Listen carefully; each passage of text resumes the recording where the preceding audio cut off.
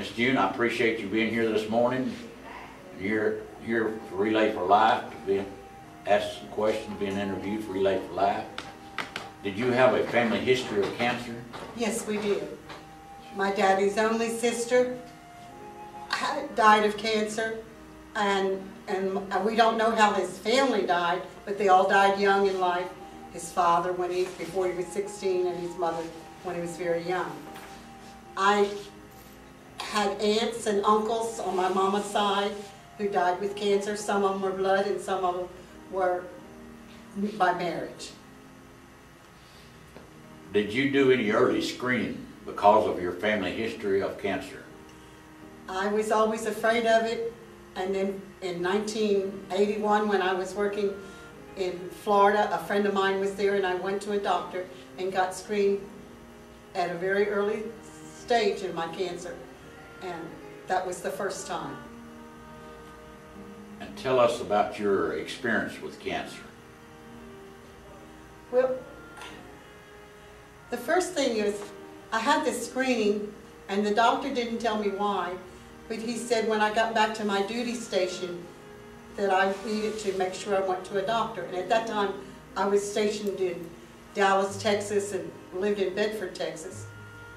But when I got back there, the doctor did not want to screen me, and it was 4 years before I actually had the next mammogram. And when I had the mammogram that time, the doctor just had a look in his eye, and I knew something was wrong, and I said, do you need to see my baseline? And they said yes, and they telephoned for it, and they got it by Monday, and we saw some things. In the meantime, I had worked, you might want to say, around the clock, and I was burning the candle at both ends and in the middle. And I was just very stressful and living a real stressed life. And I had to have psychotherapy when I came back, and I underwent 4 years of psychotherapy before I had my next mammogram done. How important has your faith been to you during this journey with cancer? How important to my faith? I'll tell you what, I knew that God was doing one step by step, precept by precept. He sent me to Dallas, Texas to work, and in that test I was sent by my company to another state, Florida, where I had a friend that I trusted. And then I was sent back to Dallas to live, where I didn't want to go, even though my base was in, different. And there I met a doctor who screened me and who found the cancer. And then they sent me to someone else, and I saw by this how God directed my path. Each step of the way, He led me to a doctor.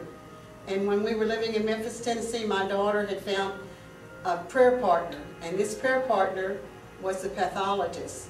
So the Lord showed me through all of this how He was caring for me. How did having cancer affect not only your life, but your family's life? Well, one of the first things is it was hard on my husband. He always felt like he was the cause of it, the stresses and stuff that we were going through. But through this I learned that you have to sometimes give up what you want, and you have to think about the other person and what's important to them and what makes them feel comfortable. It also affected my aunts. By me getting cancer, they went and had cancer screening, and they found out that they had cancer later, and they have gone on to glory, but they got their lives straightened out and then were able to prepare for their own death. What one thing got you through these rough times in your life? Prayer. Prayer in the Bible. I learned from this that it wasn't the physical part of my body that made me who I was, but it was inside of me that made me a woman. I used to think that,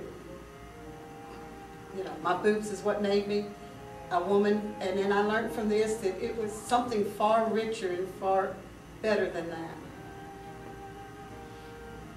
Is there anything you would like to say that might give some encouragement to others going through this now? First thing is, get your screenings early. If it hadn't been for that very first mammogram when there was just one point in the nipple, which was the pinpoint, and then 4 years later it had gone all the way across the breast.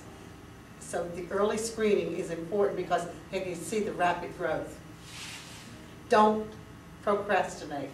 And I am a procrastinator, so don't procrastinate. I'm alive because I didn't procrastinate. You mentioned stress earlier. How does your role as a Dover flower lady help you manage stress now? Because now when I get out there, the Lord is speaking to me and He shows me how sometimes He has to take away things from us, and we have to work deep. And it just is a relaxing thing, and it gives me time to talk to God and to make the world a more beautiful place. When you stop thinking about yourself and you think about others and how you can help them be a better person, you release your own stress. Very good, Jim. We appreciate you being here this morning. A very good story. You spoke well. We really appreciate you being here.